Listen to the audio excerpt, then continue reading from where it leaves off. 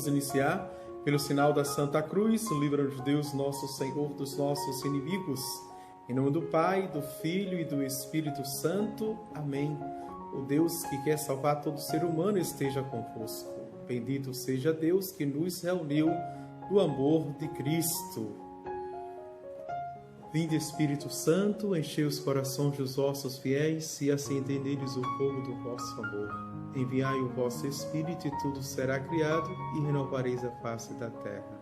Oremos, ó Deus que instruísse os corações dos vossos fiéis, fazer que apreciemos retamente todas as coisas segundo o mesmo Espírito e gozemos sempre de sua consolação. Por Cristo nosso Senhor. Amém. Ave Maria, cheia de graça, o Senhor é convosco. Bendita sois vós entre as mulheres e bendito é o fruto do vosso ventre, Jesus. Santa Maria, Mãe de Deus, rogai por nós, pecadores, agora e na hora de nossa morte. Amém. Em nome do Pai, do Filho e do Espírito Santo. Amém. Pois bem, antes de começarmos a aula, eu quero apresentar este livro aqui, bastante conhecido, acredito, por todos vocês, não é?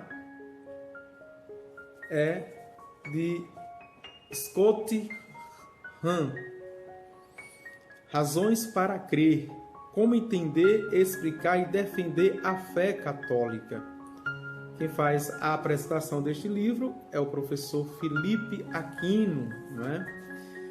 Esse livro desvenda mistérios, corrige mal-entendidos e oferece respostas profundas e diretas para objeções comuns da fé católica.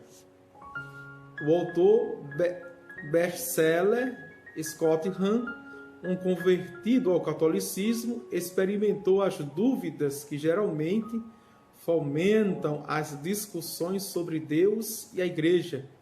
Nos anos anteriores à sua conversão, ele era primeiramente um descrente e depois um clérigo anticatólico.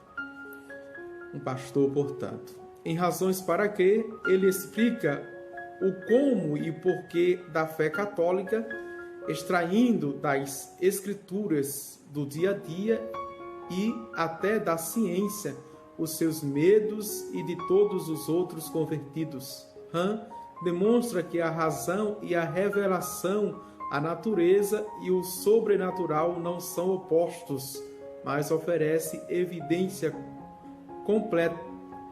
complementar de existência de Deus. Mas ele não existe simplesmente. Ele é alguém e ele possui uma personalidade, um estilo pessoal que é possível discernir e conhecer. Hahn conduz os leitores a enxergar que Deus criou o universo com um propósito e uma forma que pode ser encontrada no livro do Gênesis. E é lá que visualizamos o mundo natural através do microscópio, um telescópio ou através de uma lente de contato. No coração do livro está a análise de Hahn das 10 chaves para o reino, as características da Igreja claramente evidenciadas nas Escrituras, da maneira que a criação demonstra o mundo é uma casa que possui um pai, um palácio onde o rei é realmente presente. Deus criou o cosmos para ser um reino, e este reino é a Igreja Universal, a Igreja Católica, Catalon, revelada em sua totalidade por Jesus Cristo. Vejam, né? E aqui tem algumas frases de quem já leu este livro, um livro importantíssimo para a apologética contemporânea. Este livro deveria ser obrigatório para qualquer aluno de universidade católica e especialmente para padres, seminaristas e diáconos. Isto é a apologética realizada de maneira fascinante, diz o padre Benedito. Então está aqui, não é? O livro, certo? É da editora Cleofás. Vamos avante. Então, número 525. Jesus nasceu na humildade de um estábulo, em uma família pobre. As primeiras testemunhas do evento são simples pastores. É nessa pobreza que se manifesta a glória do céu. A igreja não se cansa de cantar a glória desta noite. Hoje a Virgem traz ao mundo o eterno, e a terra oferece uma gruta ao inacessível. Os anjos e os pastores o louvam, e os magos caminham com a estrela. Pois vós nascestes por nós, menino, Deus eterno. E diz isso é o contaquinho do romano, não é? O melódio, ou seja, o melódio contaquinho lá de Roma, ele faz esta poesia, né? Mas o fundamento do nascimento de Jesus, né? Aqui é o espaço geográfico histórico do nascimento de Jesus. Nós sabemos que presépio ou lapinha é uma interpretação de São Francisco de Assis, né? Já no século XIII que ele olha. Mas veja como o catecismo da igreja é real, é realista. Nasceu no estábulo, né? No coxo, no curral. O nascimento de Jesus. Vamos para... Está claro, né? Acredito, esses números são muito claros. Não precisa muitos tecer muitos comentários sobre esses números, porque são claríssimos. Nós encontramos também em centenas de milhares de livros já escritos sobre Jesus Cristo e, sobretudo, nas 4 biografias autênticas dele, que são os evangelhos. Número 526. Tornar-se criança em relação a Deus é a condição para entrar no reino. E aqui quem diz é Mateus, capítulo 18, versículo de 3 a 4. Para isso é preciso humilhar-se. Não é? Confira Mateus, capítulo 23, versículo 12. Tornar-se pequeno, mas ainda é preciso nascer do alto. João 3, 7. Nascer de Deus, portanto. João 1, 13. Vejam, para tornar-se filhos de Deus. João 1, 12.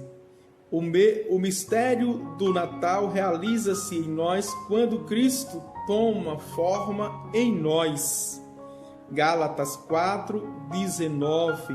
O Natal é o mistério deste admirável intercâmbio.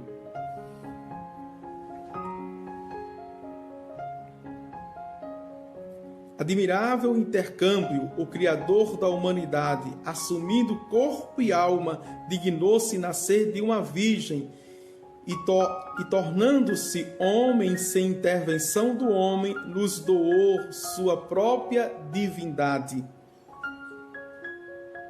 A antífona do primeiro salmo das vésperas, na noite do Natal. Santa Mãe de Deus. Vejam, e aqui é oportuno tecer este comentário. Vejam que geralmente quando naquele evangelho que as crianças acorrem a Jesus e os discípulos querem as impedir, e Jesus diz: deixem vir a mim as criancinhas, porque quem não se fizer como criança não entrará no reino dos céus. O próprio Jesus estava apontando para o tempo que ele foi criança que ele foi criança, veja, e que ele cresceu. E cresceu como? Como? Cresceu como? Atenção, criança aqui é para ser do modo de Jesus. Do modo de Jesus, ao modo de Jesus, que humanamente, como nós vimos no próprio catecismo, que ele de forma humana, ele crescia em estatura, ou seja, na maturação óssea, na maturação corpórea, em tamanho, não é? Crescia também psicologicamente, no desenvolvimento psicológico, no sentido racional, na cognição, de forma humana. Quem diz isso é Lucas. Lucas diz que o menino, Jesus, crescia em estatura, graça e sabedoria diante de Deus. Ou seja, se fazer como criança é se fazer como a criança Jesus. Jesus, que crescia no desenvolvimento corpóreo, psicológico e espiritual na graça do Senhor. Não é como as crianças, certo? Porque muitas interpretações que nós escutamos por aí, quando fala no tocante desse texto, aí só privilegiam a questão da inocência da criança, não é? A dimensão da disponibilidade da criança, da entrega, da confiança da criança. Esses três elementos.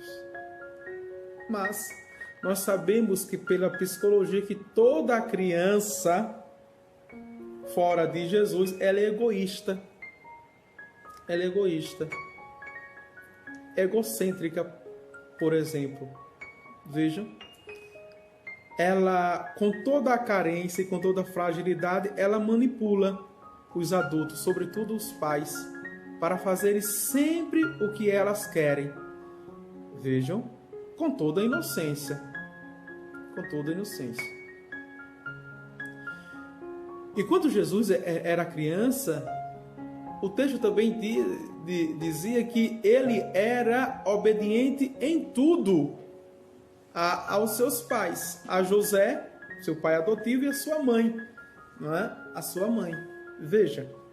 Então, quando Jesus olha para as crianças, Jesus aponta nelas para a sua infância. Enquanto Jesus era criança, não dá para colocar as crianças enquanto criança humana, que já são pecadoras, já nascem do pecado, veja, no pecado original, para colocar como referencial. Jesus está se colocando como modelo, como referencial, como exemplo e como ícone a ser imitado.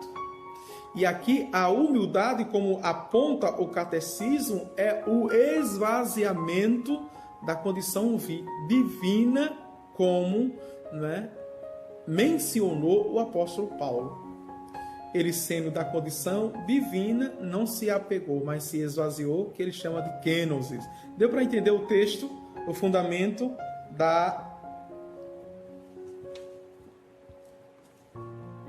aqui do magistério, né? Dentro do catecismo. Veja como é importante entendermos e entendermos bem como fundamento.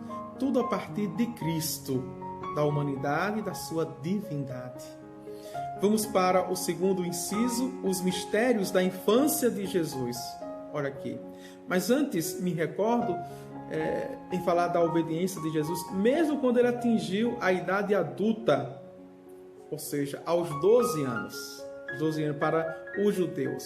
Por isso que ele entrou no templo e com os doutores da lei estava conversando. Quando Maria e José chegam no templo, o escuta conversando e dando respostas, perguntando e dando resposta, eles ficam tocadamente admirados. Porém, sua mãe Maria diz, teu pai e eu, nós estávamos aflitos. E Jesus dá aquela resposta, para nós, o adolescente Jesus, entrando na adolescência, dá aquela resposta: não sabieis que devo me preocupar com as coisas do meu Pai? Né? Mesmo dando essa resposta, diz o evangelista Lucas que ele segue com sua mãe e com seu pai. Lhes era obediente. Tá certo? Sempre nos 2 primeiros capítulos, Giovânia, sempre nos 2 primeiros capítulos de Lucas, capítulo 1, capítulo 2, tá certo? Que fala aí da infância até a adolescência de Jesus. Os 2 capítulos. Vamos avante. Número 527. A circuncisão de Jesus no 8º dia, depois de seu nascimento, não é? É colocado aqui. Lucas capítulo 2, vejam, versículo 21. É sinal de sua inserção na descendência de Abraão, no povo da aliança, de sua submissão à lei, enquanto homem histórico, enquanto pertencente a uma estipe. Vejam, que dá para dizer que de fato foi concreto e nasceu. Gálatas, por exemplo, capítulo 4, versículo 4, Paulo vai fundamentar isso. E de sua capacitação para o culto de Israel, do qual participará durante toda a vida. Este sinal prefigura a circuncisão de Cristo, que é o batismo, a verdadeira circuncisão de Cristo, o batismo. Né? Quem diz isso é Colossenses capítulo 2, versículo de 11 a 13. Paulo constata isso. Verdade. Vamos avante. Veja o que o catecismo diz, que a circuncisão de Jesus, não é? E todo mundo sabe o que é circuncisão, não é? Ou não sabe ainda. Tem alguém que não saiba o que é circuncisão? Circuncisão. Desde os hebreus aos judeus, o povo de Deus tinha que circuncisar. Em Jesus era uma figura, ou seja, pré-figuração para o verdadeiro batismo do Cristo, o ungido, né, que foi o batismo. Todos sabem, né? Então, graças a Deus, não precisa eu me delongar. Vamos para o número 528. A Epifania é a manifestação de Jesus como Messias de Israel, Filho de Deus e Salvador do mundo. Com o batismo de Jesus no Jordão e com as bodas de Caná, vejam, antífona do Magnificat, das segundas vésperas da Epifania, ela celebra a adoração de Jesus pelos magos vindos do Oriente. Nesses magos, representantes das religiões pagãs circunvizinhas, o Evangelho vê as primícias das nações que acolhe a boa nova da salvação pela encarnação. A vinda dos magos a Jesus para adorar ao Rei dos judeus mostra que ele procura em Israel a luz messiânica da estrela de Davi, aquele que será o Rei das nações. Sua vinda significa que os pagãos podem descobrir Jesus e adorá-lo como Filho de Deus e Salvador do mundo, voltando-se para os judeus e recebendo deles sua promessa messiânica, tal como está contida no Antigo Testamento.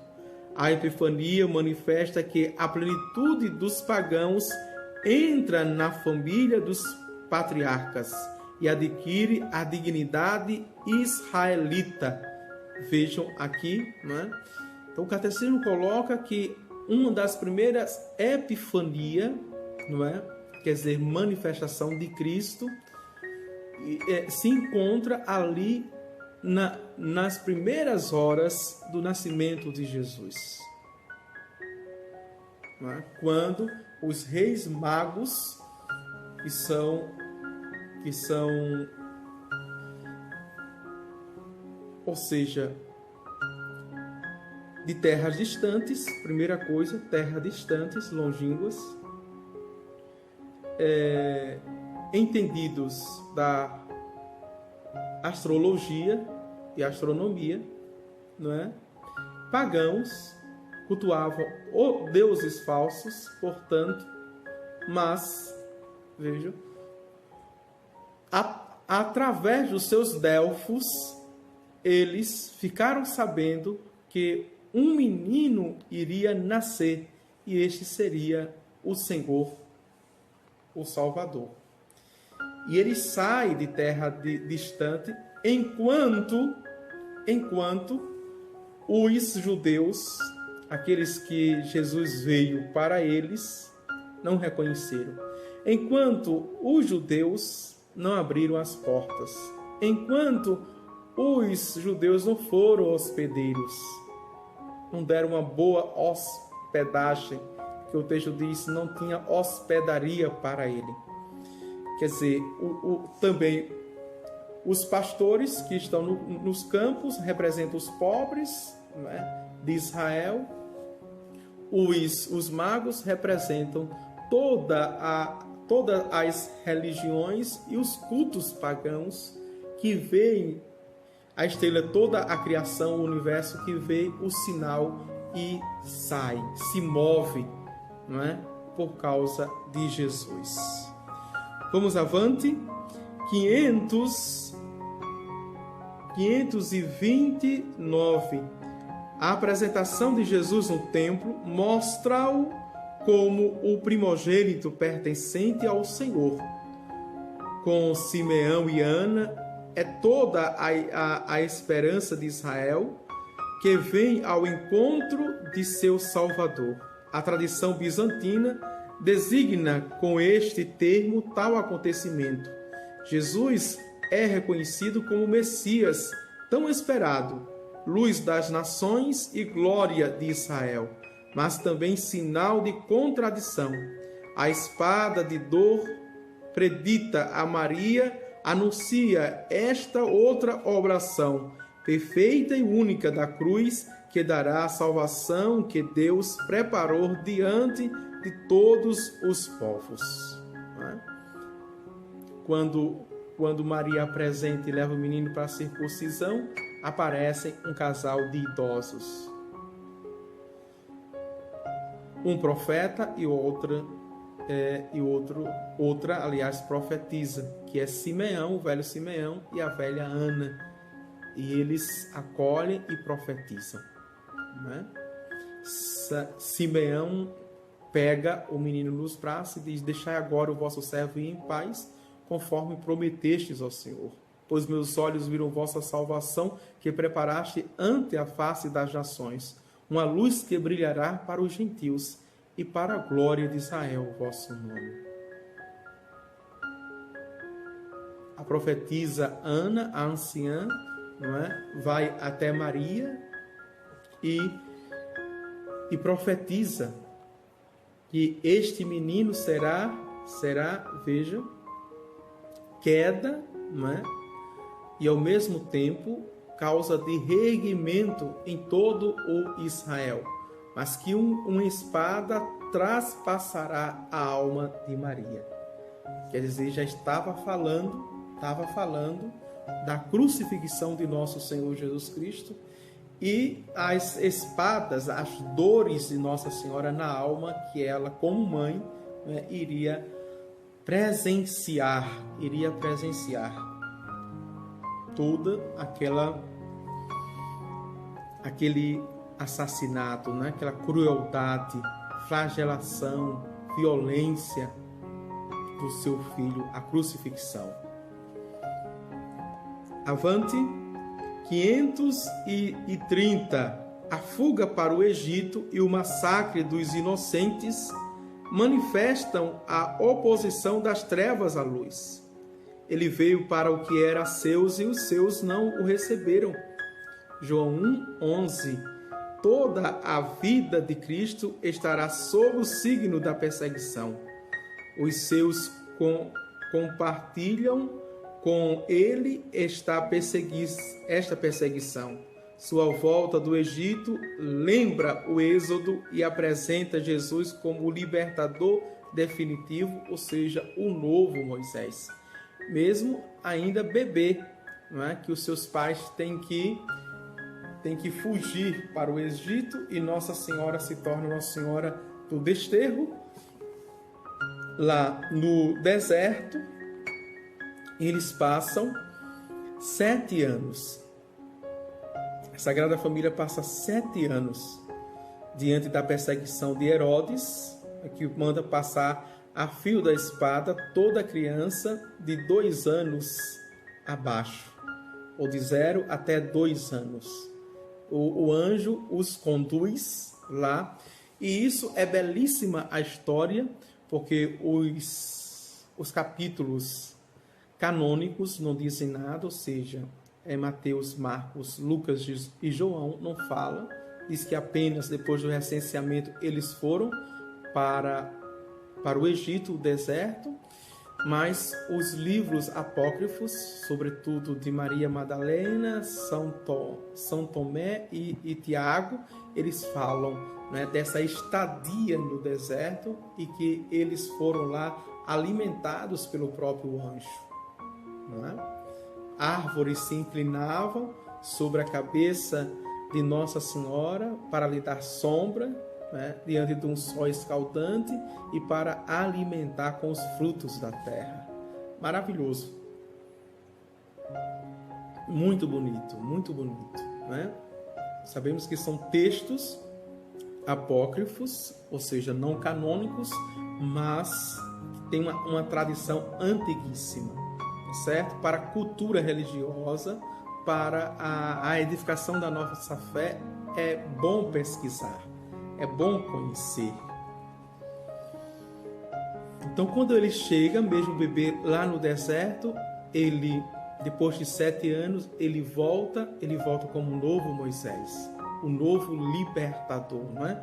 O maior dos libertadores, e essa liberdade é definitiva, não é provisória. A de Moisés foi provisória por mais tempo que se passou, 40 anos, mas foi provisória. Vamos avante.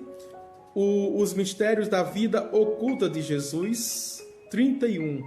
Durante a maior parte de sua vida, Jesus compartilhou a condição da imensa maioria dos homens, uma vida cotidiana sem grandeza aparente, vida de trabalho manual, vida religiosa, judaica, submetida à lei de Deus, vida na comunidade. De todo este período é-nos revelado que Jesus era submisso a seus pais, vejam, e que crescia em sabedoria, em estatura e graça diante de Deus e diante dos homens. Lucas, atenção quem perguntou, Lucas capítulo 2, versículo 52. Vejam aqui o que coloca o Catecismo da Igreja Católica quando chama da vida oculta de Jesus na sua infância, não é? Mas também na sua juventude, sobretudo na sua juventude. Nós temos alguns relatos da infância e até a adolescência, ou seja, até 12 anos. Mas a juventude toda de Jesus, ninguém sabe. A juventude toda, não é? Dos 15 a 16 até 29 anos, Jesus, essa fase da vida de Jesus ficou totalmente. Porque quando Jesus assume a sua vida pública, já é adulto, 30 anos. Rita Nascimento diz: Padre, é muito bom saber da história da nossa fé. Obrigado, querida. Firme e forte. Estou rezando por você. Vejam. Não é?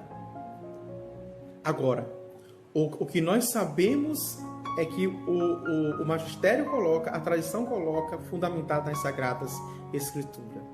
Que ele vivia uma vida, veja, uma vida simples.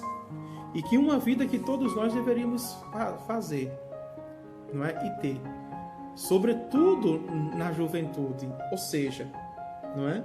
Jesus trabalhava uma vida de trabalho, e o trabalho era manual dos jovens, vejam. Depois eu vou tecer outro comentário a partir da contemporaneidade, tá certo? E os pais têm culpa. Me desculpe mãe, me desculpe pai. Nós temos culpa, vejam. Depois você vem com comentários, esses comentários justificando a cultura da época, a prática da época. Não, eram muito pobres, todos tinham que se ajudar. Só Nossa Senhora Maria ficava em casa, não é? Jesus teve que ajudar seu pai logo cedo, aprendeu um ofício, e José transmitiu esse ofício da carpintaria para Jesus.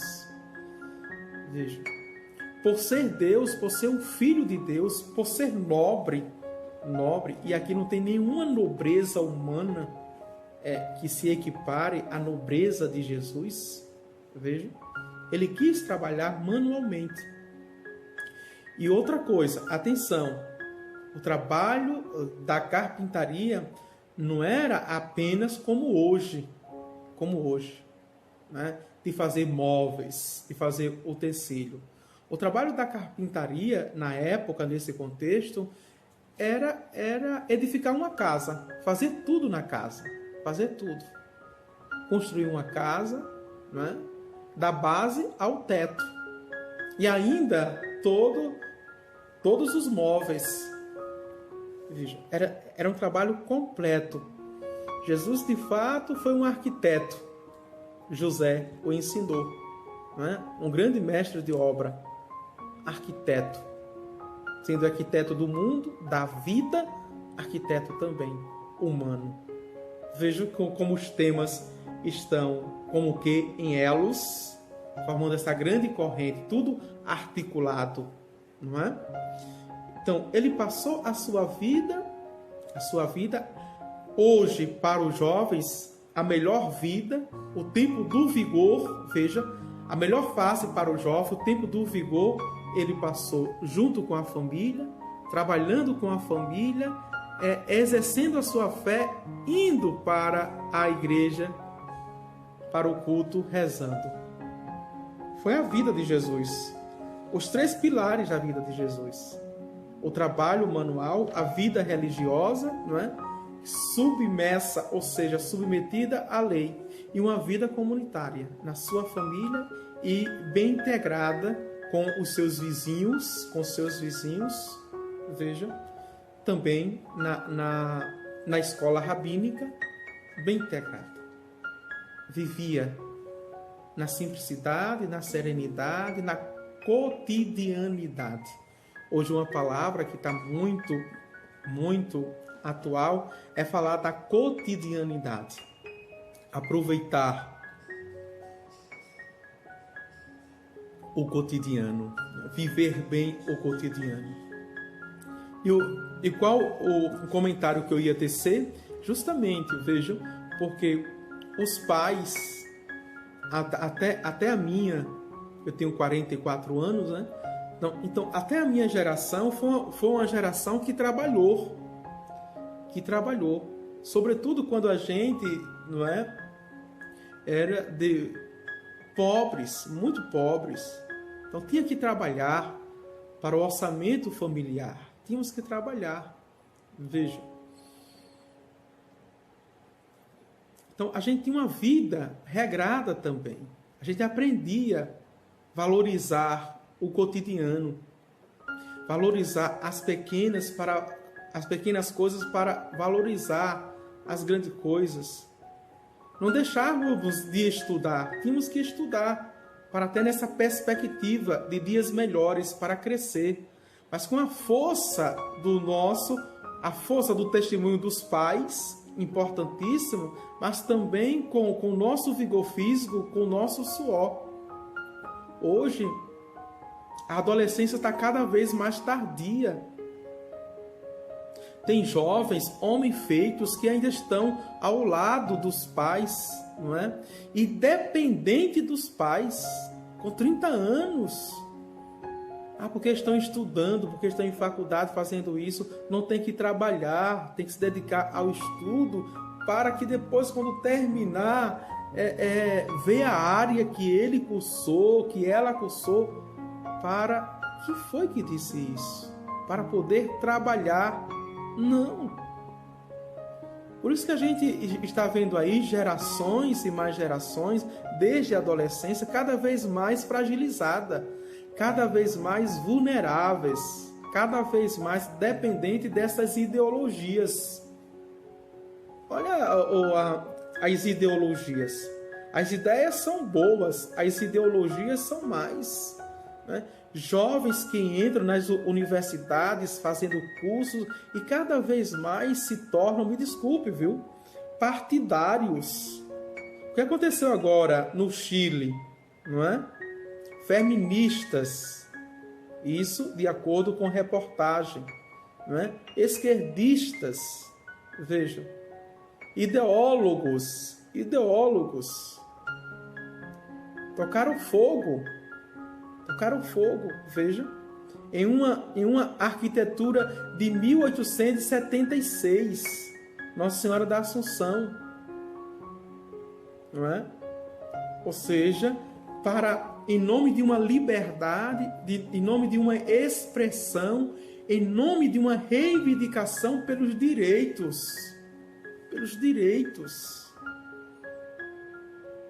para chamar a atenção do Estado, do presidente, que é conservador, que é direitista, veja, que se chama cristão religioso, né? Então, os símbolos no tempo e na história que denotam moral, não é?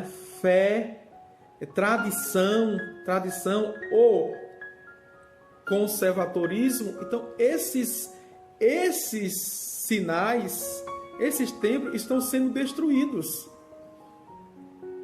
Estão sendo destruídos totalmente, não é? Por jovens, moças, não é? São jovens, todos jovens. Quer dizer, nunca pegou em vassoura, não é?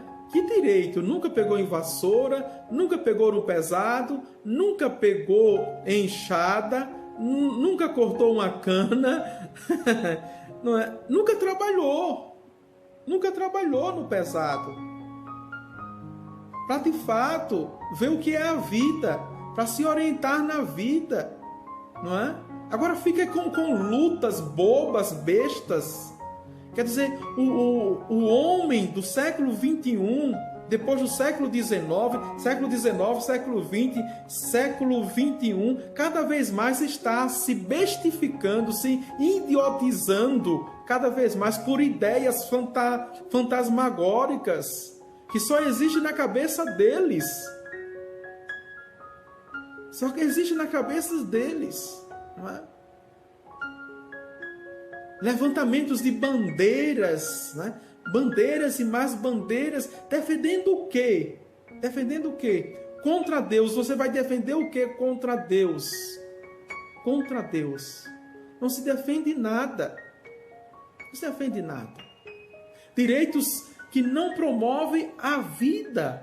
Direito que não promove a vida. Né? No tocante do feminismo. O feminismo está mesmo defendendo o quê? Ser mulher, não. O direito de mulher, não.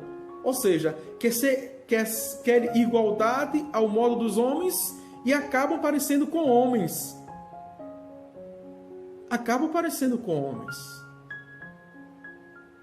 Porque mulher de verdade não se passa para essas coisas. Não é? Mulher de verdade não se passa para essas coisas. Tem o seu espaço na sociedade e tenta contribuir com essa sociedade, com essa civilização da forma que ela é, mulher. Mulher. Mas mulheres parecendo machões, parecendo homens, não é? Deixa os pelos crescerem, mulheres de barbas, mulheres tatuadas, mulheres parecendo... Pelo amor de Deus, está defendendo o feminismo? Eu penso outra coisa do feminismo. Agora, se você pensa o feminismo como uma corrente ideológica, não. Isso não é feminismo para mim, não. Isso é uma distorção do que Deus criou. Não é? Distorção que Deus criou. É aquilo que é direito e se coloca pelo avesso. Mas não é esquerdo. Coloca pelo avesso. Tá certo? Vejam. Vamos avante. O número 532. Marília está dizendo, sim, é lamentável tudo isso. Em janeiro, a mesma igreja já havia sofrido o mesmo atentado. Mônica Rejane, padre, eu sou jovem, mas venho da geração dos trabalhadores. Por morar no interior, meus pais me ensinaram assim. Pois é, os jovens que trabalharam enquanto jovens são muito mais saudáveis.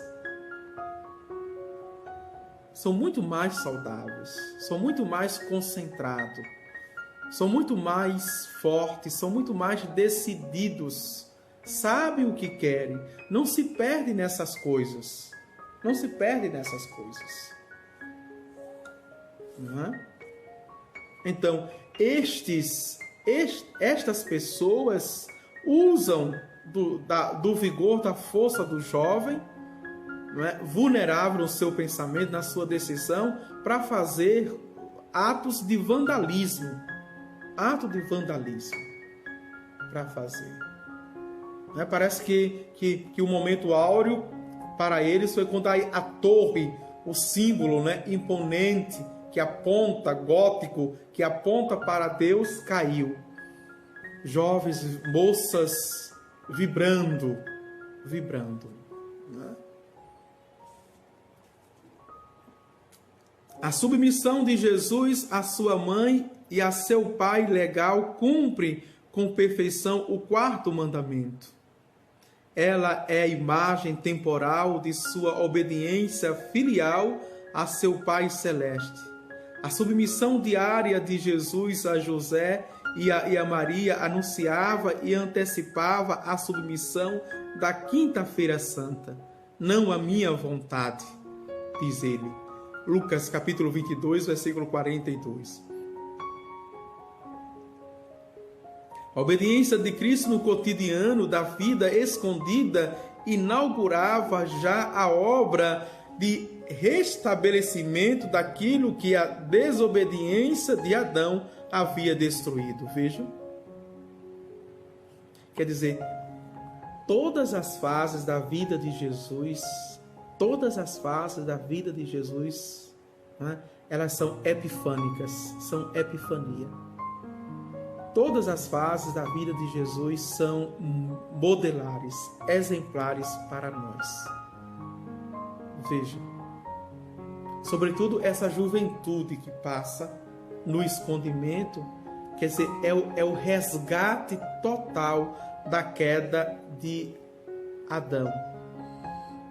Deus estava construindo a humanidade no silêncio dele mesmo, de Jesus.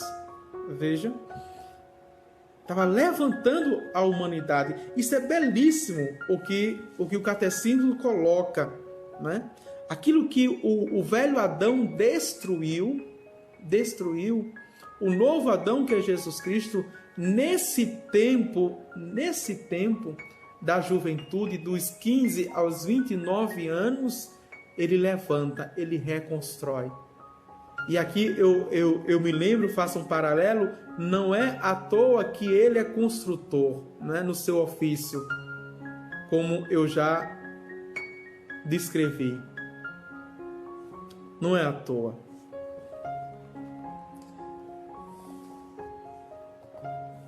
Vamos avante. 533. A vida oculta de Nazaré permite a todo homem estar unido a Jesus nos caminhos mais cotidianos da vida. Vejam, Nazaré é a escola na qual se começa a compreender a vida de Jesus. Que maravilha! Vejam, a escola do Evangelho. Primeiramente, uma lição de silêncio. Primeira coisa, na escola de Nazaré, uma lição de silêncio.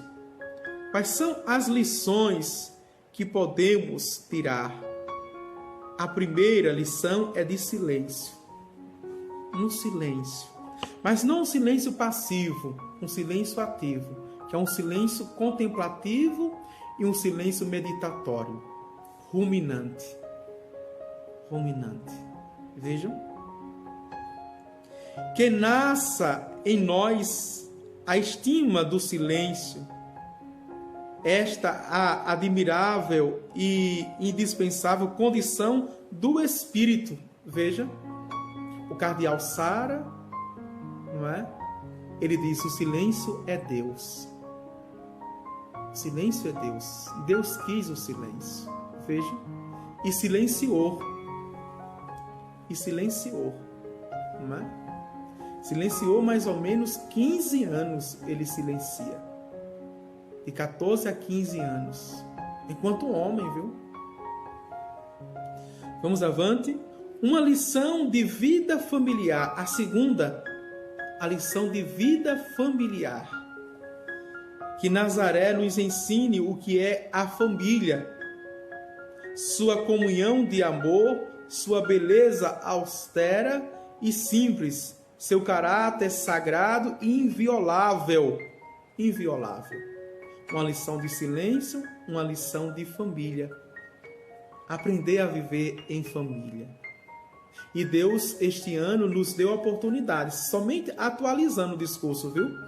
Deus nos deu a oportunidade, este ano, através da tragédia da pandemia do Covid-19, de vivermos em família, de estarmos em família, e vivermos aquilo que é, não é? Veja, a comunhão, o amor, a beleza austera e simples, que é sagrada e inviolável para Deus. A terceira lição de Nazaré, o trabalho. Veja, o trabalho. Aqui. O trabalho. O trabalho, todos os filósofos, sociólogos dizem que dignifica. Dignifica a pessoa. Vejam. Nazaré, ó casa do filho do carpinteiro. É aqui que gostaríamos de compreender e celebrar a lei severa e redentora do trabalho humano. Assim como gostaríamos finalmente de saudar aqui todos os trabalhadores do mundo inteiro e mostrar-lhes seu grande modelo, seu irmão divino, Jesus. Jesus. Que diz isso no discurso de 5 de janeiro de 1964, em Nazaré. Foi o Paulo VI, hoje São Paulo VI. Ele diz isso. Vejam, vamos avante. A aula, infelizmente, já está terminando, faltam 9 minutos. Vamos. O reencontro de Jesus no templo é o 534. É o único acontecimento que rompe o silêncio dos evangelhos sobre os anos ocultos de Jesus. Nele, Jesus deixa entrever o mistério de sua consagração total a uma missão decorrente de sua filiação divina. Não sabíeis que devo ocupar-me com as coisas do meu Pai? Lucas 2:49. Maria e José não compreenderam esta palavra, mas acolheram na fé, e Maria guardava a lembrança de todos esses fatos em seu coração. Lucas 2:51. Ao longo dos anos em que Jesus permanecia mergulhado no silêncio de uma vida ordinária, ou seja, de uma vida cotidiana, uma vida braçal, numa vida, veja, familiar, numa vida contemplativa e meditatória. Que maravilha, né? A vida mergulhada em Deus, totalmente em Deus. O terceiro inciso, estamos entrando no terceiro inciso, que fala os mistérios da vida pública de Jesus. Falamos, não é? Do nascimento de Jesus até os 30 anos. Perceberam? E agora vamos entrar na vida pública de Jesus, que é a partir dos 30 anos. Veja o percurso que o catecismo faz pedagogicamente. Ele é didático. É preciso a gente entender, né? Por isso que é preciso estudar. Se a gente faz uma leitura, talvez a gente não assimila isso didaticamente, sem estudar, tá certo? O batismo de Jesus. Começa aí a vida pública de Jesus. Do batismo de Jesus. A vida pública de Jesus tem início com seu batismo por João no Rio Jordão, não é? E aqui Lucas capítulo 3, versículo 23. Depois Atos dos Apóstolos, capítulo 1, versículo 22. Ou seja, o mesmo autor, Lucas, que escreveu o seu evangelho, escreveu também Atos dos Apóstolos. João Batista proclamava um batismo de arrependimento para a remissão dos pecados. Lucas 3:3. Uma multidão de pecadores, de publicanos e soldados, fariseus e saduceus e prostitutas vêm fazer-se batizar com ele. Jesus aparece, o Batista excita, mas Jesus insiste e ele recebe o batismo. Então, o Espírito Santo, sob forma de pomba, vem sobre Jesus e a voz do céu proclama: Este é o meu Filho bem amado. Mateus 3, 13 e 17. É a manifestação, ou seja, mais uma epifania de Jesus como Messias de Israel e Filho de Deus. Este é o meu Filho amado. Pela força do Espírito Santo, não é? E a voz do ancião, do Pai, que diz isso, que acolhe, vejam, e ao mesmo tempo proclama essa filiação, não é? 566. O batismo de Jesus é, da parte dele, a aceitação e a inauguração de sua missão de servo sofredor. De servo sofredor. Os 3 últimos anos da vida de Jesus, não é? É nessa perspectiva, neste caminho de sofrimento. Ele se encaminha para o sofrimento. E por isso que depois ali da resposta, quem coloca os evangelhos sinóticos colocam isso, depois da resposta de Pedro, tu és o Messias, o Filho de Deus vivo, Jesus já faz a primeira notícia, anúncio, portanto, que ele vai para Jerusalém, ele vai ser pego pelos anciãos e os mestres da lei. Vai sofrer muito e vai ser morto. Ele faz isso por 3 vezes. São chamados os discursos da paixão de Jesus. Não é? E ele aceita isso. Ele aceita. Na responsabilidade, na fidedignidade. Deixa-se contar entre os pecadores. É já o Cordeiro de Deus que tira o pecado do mundo. Antecipa já o batismo de sua morte sangrenta. Vem já cumprir toda a justiça, ou seja, submete-se por inteiro à vontade de seu Pai. Aceita por amor este batismo de morte para a remissão dos pecados. A esta aceitação responde a voz do Pai, que coloca toda a sua complacência em seu Filho. o Espírito que Jesus possui em plenitude desde a sua concepção vem repousar sobre ele. Jesus será a fonte do Espírito para toda a humanidade. No batismo de Jesus, abriram-se os céus, que o pecado de Adão havia fechado, e as águas são santificadas pela descida de Jesus e no Espírito prelúdio da nova criação. Que maravilha! Quanto conteúdo teológico aqui, histórico também, salvífico, não é? Todo o Antigo Testamento se encontra aqui restaurado, refeito, transformado por Jesus, que não veio abolir a lei, mas veio plenificá-la e dar sentido a esta lei. Atenção, dá sentido a toda a lei, não é? Aqui. Vejam, e não apenas a questão do pecado da humanidade, mas restaurar todas as criações. A angelical, a cósmica do universo, que é a mundana, e sobretudo a humana, diante da queda do pecado. 537, pelo batismo, o cristão é sacramentalmente assimilado a Jesus, que antecipa em seu batismo a sua morte e a sua ressurreição.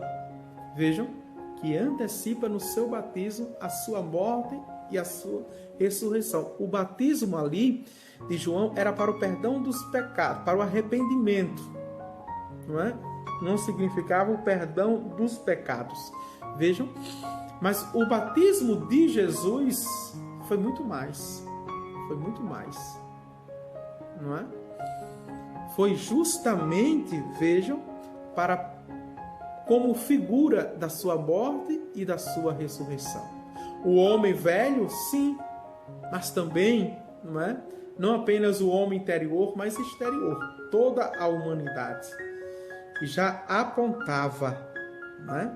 Deve entrar nesse mistério de rebaixamento humilde e de arrependimento, descer a água com Jesus para subir novamente com Ele, renascer da água e do Espírito para tornar-se no Filho, veja, Filho bem-amado do Pai, e viver em uma vida nova.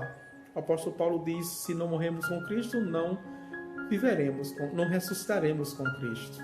O próprio Jesus disse a Nicodemos, se não nascer da água do Espírito, não herdarás a vida eterna. Não é? Avante, para terminarmos. Sepultemo-nos com Cristo pelo batismo para ressuscitar com Ele.